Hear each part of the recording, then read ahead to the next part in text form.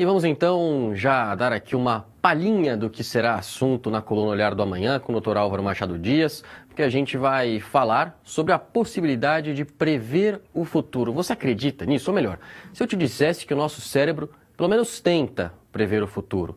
Essa possibilidade foi analisada a fundo por cientistas que incluíram na pesquisa o comportamento cerebral enquanto dormimos. Dê uma olhada.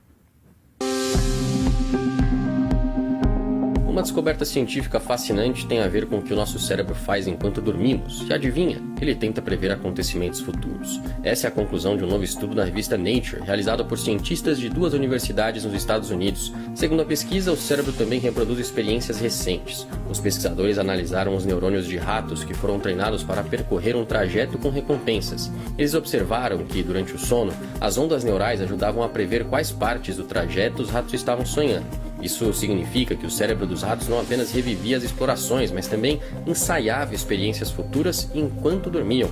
Essa pesquisa se baseia numa descoberta anterior de que os neurônios dos animais adormecidos são capazes de reproduzir explorações prévias e transformar essas experiências em memórias estáveis durante o sono. No experimento, os cientistas perceberam que os neurônios no hipocampo dos ratos se importavam mais com determinadas áreas do percurso. Para entender melhor, a equipe criou uma abordagem estatística de aprendizagem automática para determinar em qual parte do trajeto os ratos estavam durante os sonhos. Com isso, puderam estimar que durante o sono, os neurônios dos ratos se estabilizam e ajustam as representações espaciais, como se estivessem ensaiando experiências futuras. As observações puderam ser comprovadas com os ratinhos voltando ao ambiente e demonstrando que aprenderam algo durante o sono, ou, de certa forma, tentaram prever o que eles encontrariam depois de acordar.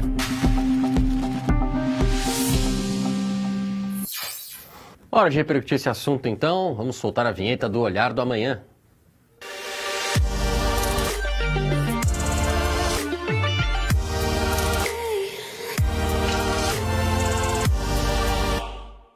Porque o Dr. Álvaro Machado Dias já está aqui conosco, deixa eu colocar ele aqui na nossa telinha. Dr. Álvaro, seja muito bem-vindo, como você está?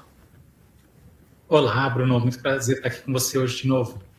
Maravilha, vamos repercutir esse assunto, porque no nosso site bombou, né? Tivemos bastante repercussão sobre esse tema, que é bastante curioso, né? Então, antes da gente entrar de fato no mérito, né, do que é possível, do que não é possível, do que a ciência já sabe, né, sobre, enfim, sonhos, essa também questão de previsibilidade, do que o nosso sonho tenta fazer, eu queria entender o que essa pesquisa de fato trouxe de novo, né? Que complemento ela traz à ciência moderna, o que a gente já sabia sobre esse comportamento do nosso cérebro. Eu acho que ela, no fundo, não trouxe nada de novo. Isso, para mim, já era dado, tá, como fato. O que acontece é que, muitas vezes, as coisas que a gente acha não estão bem sistematizadas. E quando sai um paper na Nature, uma coisa assim, o que a gente tem é a chancela de que um estudo muito rigoroso foi feito e este estudo efetivamente chegou aos resultados que estão lá colocados. Existem artigos que saem numa revista como essa, ou também na Science, que depois não são tão bons, assim, a gente retrospectivamente acha que não são bons? Existe, mas são minoritários. Então, aqui, o que a gente tem é a confirmação do seguinte: a base de funcionamento do sistema nervoso, o processamento neurológico, ele é fruto da evolução natural, evolução por seleção natural. E ele visa algo que ainda está para acontecer. O que é? É a identificação de recompensas e a evitação de punição no futuro desse organismo. Ou seja, o cérebro não serve para a gente registrar o passado, para qualquer coisa do gênero. Ele tem uma função prática, e a função prática é se orientar da melhor maneira possível para o futuro. Então, eu vejo fundamentalmente esse estudo em modelo animal como um estudo que chancela uma perspectiva que há muito a gente acreditava, mas não tinha como endossar do ponto de vista científico em dados experimentais bem desenhados. É muito mais isso que qualquer coisa. E por que o ser humano está sempre tão preocupado com o futuro e que isso se reflete até no nosso sonho, né? Enquanto a gente está dormindo? É da nossa natureza mesmo? E aí até já emendo uma segunda pergunta, um complemento, que é se essa nossa característica não é um gatilho, né, natural para o desenvolvimento de uma ansiedade.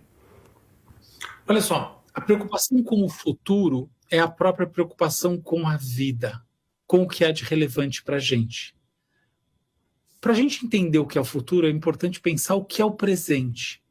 Olha, enquanto a gente está falando, o presente vai se desfazendo, ele vai sumindo, né, na espuma do que é dito. A gente pode dizer que existe uma janela temporal muito pequenininha que a gente sente como sendo a do nosso presente. Curiosamente, existem medidas disso, tá? O presente tem uma duração subjetiva e é muito curta. Passado isso, o que a gente tem é registros ou simplesmente o que foi perdido, e o que foi perdido junto com o que está registrado na nossa memória a gente chama de passado. Nem o passado, nem o presente nos traz a perspectiva de adaptabilidade. O que nos traz essa perspectiva é o futuro, porque o futuro, em última análise, significa as coisas que podem me ameaçar, assim como aquelas que podem me trazer vantagens adaptativas, pensando do ponto de vista de um organismo, tá? Então, o futuro, em última análise, é a própria orientação para onde a gente está indo. E se a gente pensar do ponto de vista genético, isso também é verdade, porque ainda que o nosso genoma esteja em nós mesmos, o fato é que a evolução por seleção natural, ela busca essa transmissão através das diversas gerações. O gen navega através dos fenótipos, quer dizer, dos corpos, tal. O pai, a mãe, os filhos e assim por diante. A prole vai, assim, várias gerações sucessivamente. Ou seja, a própria evolução, ela é uma orientação ao futuro. Então, o futuro sempre vai ser o que é determinante para qualquer organismo. Agora, pensar sobre o futuro traz ansiedade? Sem a menor dúvida, a ansiedade é tanto um sintoma psicológico quanto, no limite, uma patologia do futuro, porque ela emerge do medo das coisas darem errado, o medo caracterizado como ameaças e assim por diante. Portanto, a ansiedade não existiria se a gente não se orientasse ao futuro. Agora, se a gente não se orientasse ao futuro, a gente efetivamente não sobreviveria. O que leva, em última análise, ao raciocínio de que talvez a ansiedade seja algo que a gente não tem como viver sem. Ou seja, a ansiedade, por desenho, faz parte da estrutura da mente humana. E, por fim, doutor, o que o sonho tem a ver com o nosso subconsciente? Porque, normalmente, muitas vezes, pelo menos, a gente sonha com algumas coisas totalmente sem nexo, né? Que não necessariamente tem a ver com os nossos anseios. Então, exemplo tosco, outro dia eu sonhei que dinossauros tinham fugido do zoológico, sendo que eu não tinha frequentado zoológico, não tinha pensado em dinossauro. Um sonho totalmente irracional, né? Que nada tem a ver com os meus anseios daquele momento. Mas fui lá e sonhei com isso que não faz o menor sentido. Mas muitas vezes também... a gente pode sonhar com algo que realmente está motivando alguma ansiedade, alguma preocupação que você tem um pesadelo relacionado àquilo, mas nem sempre é assim. Às vezes a gente tem sonhos desconexos, né, com realidades, ansiedades. Mas então qual que é o papel do subconsciente, né, ativar esses gatilhos que às vezes são racionais e às vezes são totalmente irracionais e ilusórios? Olha só, os sonhos... Eu vou retomar a pergunta anterior, a sua já foi altamente complexa, muito boa, mas eu ainda vou trazer uma camadinha a mais, de maneira rápida. Os sonhos, eles efetivamente nos ajudam a pensar no amanhã, no futuro. Essa é a mensagem do estudo, a mensagem que a gente tem que incorporar. Em que sentido? Tudo o que a gente faz, todo o pensamento tem essa orientação ao futuro. E a gente, nos sonhos, tem muita atividade cerebral estocástica, quer dizer, aleatória, mas, a despeito disso, a gente forma imagens mentais que não são totalmente aleatórias. Elas, em parte, são, mas, em parte, significam algo para a gente. Há várias demonstrações de que uma parte relevante dessa significação tem justamente a ver com a nossa orientação ao futuro. Até porque as nossas orientações ao futuro têm a ver com a maneira como o nosso inconsciente, aquilo que a gente não está manifestando explicitamente, está nos vem fazendo ver a vida. O inconsciente é como um véu que se antepõe à percepção da realidade. Então a gente está orientados ao futuro por determinações que a gente às vezes não tem muito acesso a elas. Então eu vou dar um exemplo a partir do que você falou. Sonhar que, né, do seu próprio exemplo, sonhar que dinossauros estão saindo do zoológico. Pensa, não tem dinossauro no zoológico. Dinossauro são seres muito maiores e ameaçadores. Você trouxe o exemplo da ameaça, mas a associação ela é muito clara. Eu diria até que essa associação acontece porque essa é quase que uma realidade em conteste deste tipo de sonho, deste sonho neste contexto. Então, a gente tem que sempre pensar que o sonho está falando de algo. Você pode falar assim, poxa, mas é uma ameaça de algo que eu vivi, eu estou reverberando, ou será que eu estou me preparando de alguma maneira a uma ameaça futura? Olha, algo que eu percebo como ameaçador. É difícil discriminar casos e casos, mas existe uma função adaptativa em você se preparar para amanhã. Então, certamente, esse aspecto é importante, independentemente dele estar ponto a ponto em todos os sonhos de todo mundo. Dito tudo isso, para fechar, eu acho que os sonhos, eles, vamos dizer assim, eles nos trazem, do ponto de vista subconsciente e não inconsciente, muitos aprendizados. Não é só que eu acho, isso é algo que está bastante estabelecido nas neurociências. Enquanto a gente dorme, a gente consolida informações. Essa é uma das principais funções do sono como um todo, tá? E em algumas partes isso é mais forte, entre elas partes em que nós estamos sonhando. Então, tem tudo a ver. E quando a gente está fazendo essa consolidação, a gente também está se preparando para o futuro. Afinal de contas, só tem uma função: aprender, se lidar melhor com amanhã. Nada é em vão aqui na nossa mente humana, mesmo no subconsciente. E aí, doutor, agora sim, para fechar, porque eu pesquei uma mensagem aqui nas nossas redes sociais, uma dúvida, até perdi aqui o dono desta mensagem, mas é uma pergunta interessante.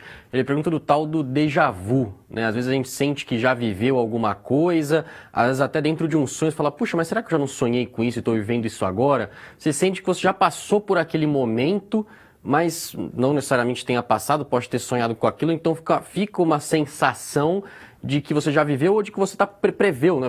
Você previu aquele acontecimento, né? Que houve uma previsão daquilo. Então, o que é exatamente esse tal do déjà vu? Muitas coisas complexas que acontecem na nossa vida, elas são justamente vistas como complexas, elas parecem um paradoxo, porque elas não têm causa única, tá? Elas são uma via de chegada para um monte de coisas. Então, déjà vu é uma delas.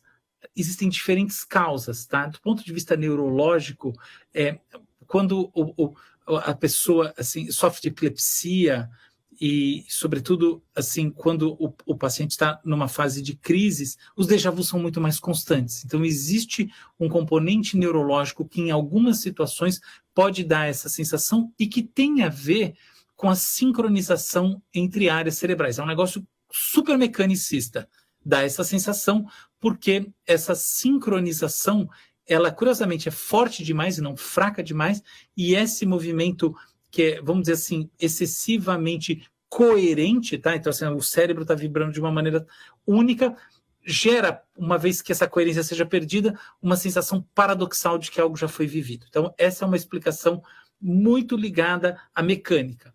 Outra explicação é o seguinte: nós somos grandes usinas de padrões.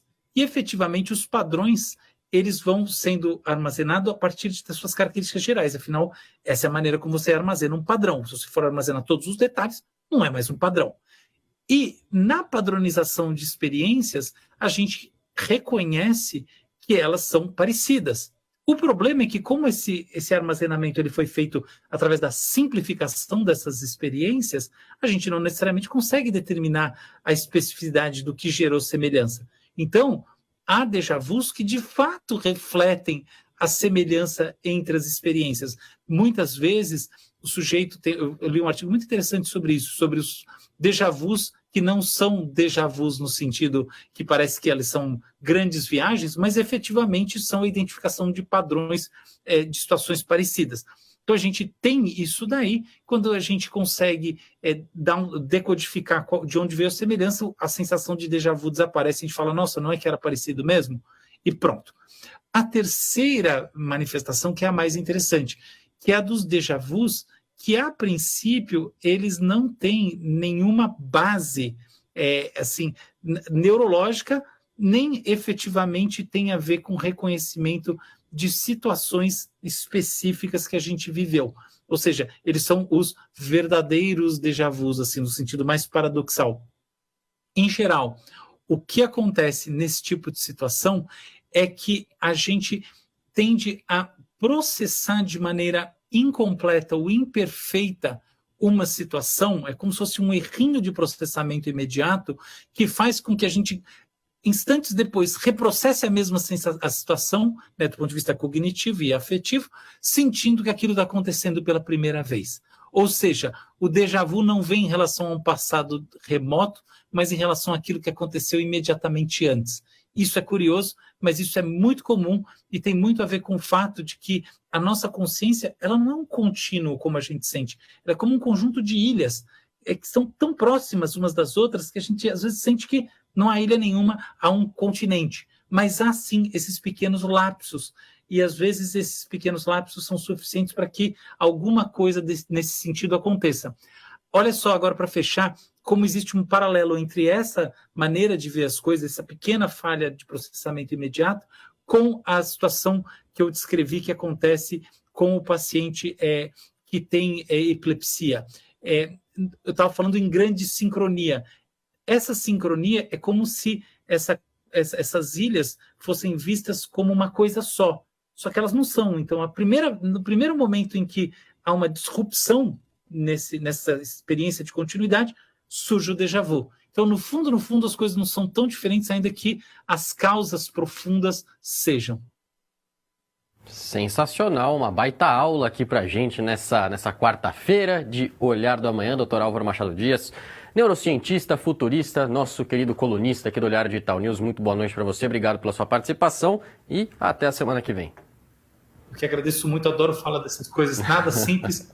Você que está nos assistindo, qualquer coisa vai lá e assiste de novo que você vai entender. Mas foi muito legal eu poder bater esse papo. Até semana que vem. Maravilha, doutor. Até. E aí, o doutor Álvaro Machado Dias sempre transformando assuntos difíceis em algo muito mais fácil, né, de compreender, sempre participações muito didáticas aqui toda quarta-feira no Olhar do Amanhã.